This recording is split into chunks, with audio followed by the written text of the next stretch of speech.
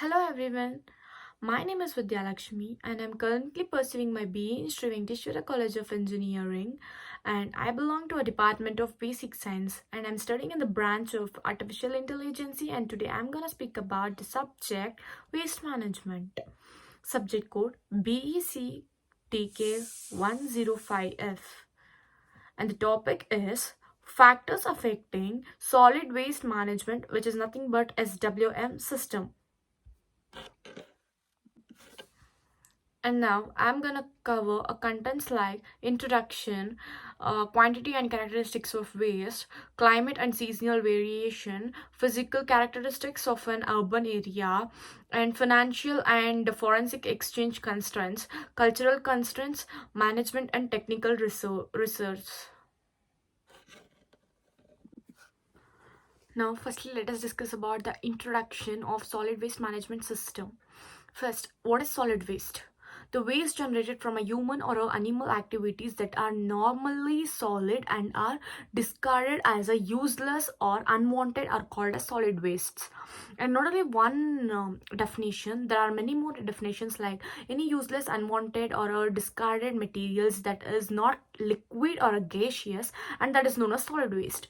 And due to the rapid increase of a production and hence in the process, human society generates and rejects the solid materials regularly from various sectors, some various sectors such as agriculture, commercial, domestic and industrial and institutional, and these are also known as solid waste.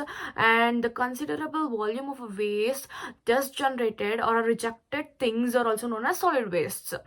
Next, the urban local bodies spend about 500 to 1500 rupees per ton on solid waste management of which 60 to 70% of amounts is for collection of waste alone, and 20 to 30% are for transportation purpose, and hardly limited funds is spent on treatment of disposal of waste.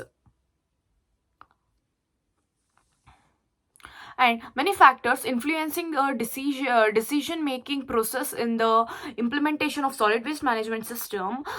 Some of the factors that needs to be considered in development of a solid waste management system are listed below. Like you can see the picture how the waste is dumped in one particular area.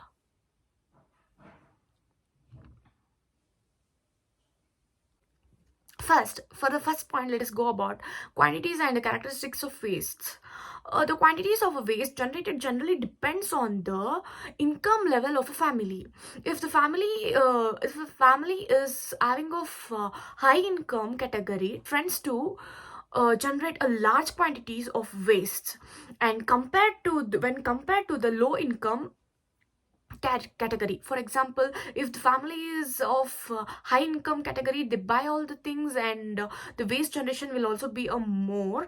And if there is a low income family and they buy a little, and the waste generation is also a less. And next, the quantity range from about 0.25 to about 2.3 kg per person per day, and the quantities will be like 0.25 to 2.3 kgs per day for a per person. One of the measure of waste composition is density, which ranges from 150 kg to 600 kg. Uh, Proportion of paper packaging materials in the waste largely accounts for a difference when this property proportions is highly the density of low and vice versa. The waste of high density reflects a relatively high proportion of the organic matter and moisture and low level of recycling things. And this is all about the quantities and characteristics of wastes.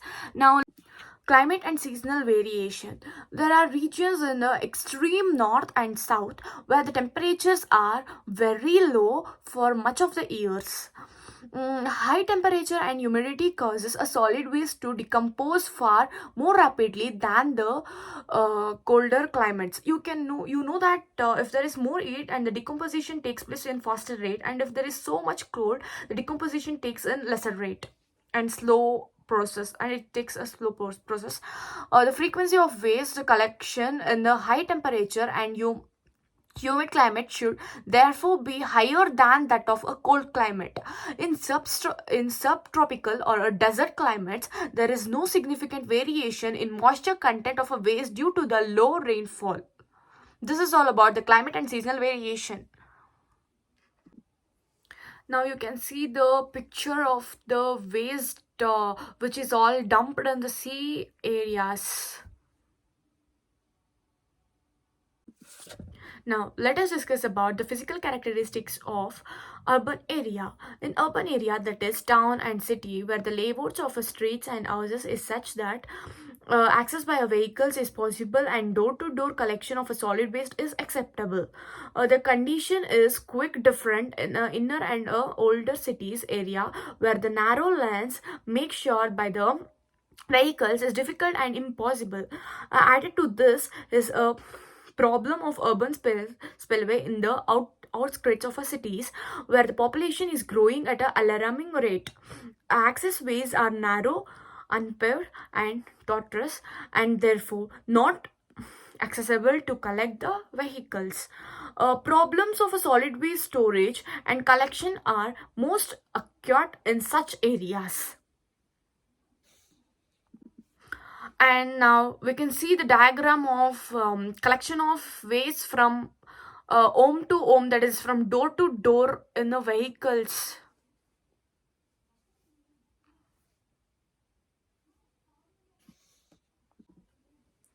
Financial and foreign exchange constraints. Solid waste management accounts for sizable proportion of the budgets of municipal corruption.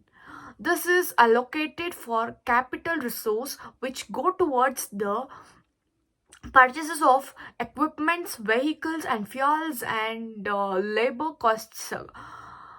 Typically 10% to 40% of the revenues of municipals are allocated to a solid waste management itself.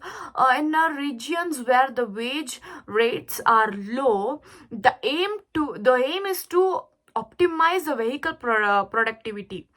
The unfavorable financial substitution of some of the countries purchases of equipments and vehicles, and these suits is further worsened by the shortage of foreign exchange. Now, let us discuss about cultural constraints. In some regions, low-standing traditions precludes the installations of waste collection on the preclines of a household, and therefore influences a collection of system. In in others, where the tradition of caste provision recreate to the labor forces for a street cleaning and handling of waste must be drawn from certain sections of of the population, while other will not consider to placing storage bins in their immediate locations. Social normals of our communities more often than not override what many may consider a ratio solutions. Waste management should therefore be sensitive to such local patterns of living, and consider those factors in planning the design and operation. This is all about the cultural constraints. Now let us discuss about the management and technical resource. Solid waste management to be successful requires a wide spectrum of workforces in keeping with the demands of the system.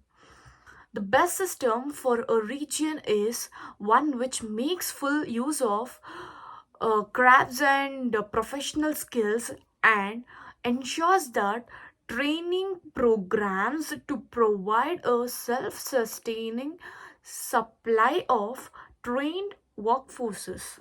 This is all about the management and technical resource. And next you can see a diagram of how it takes place step by step.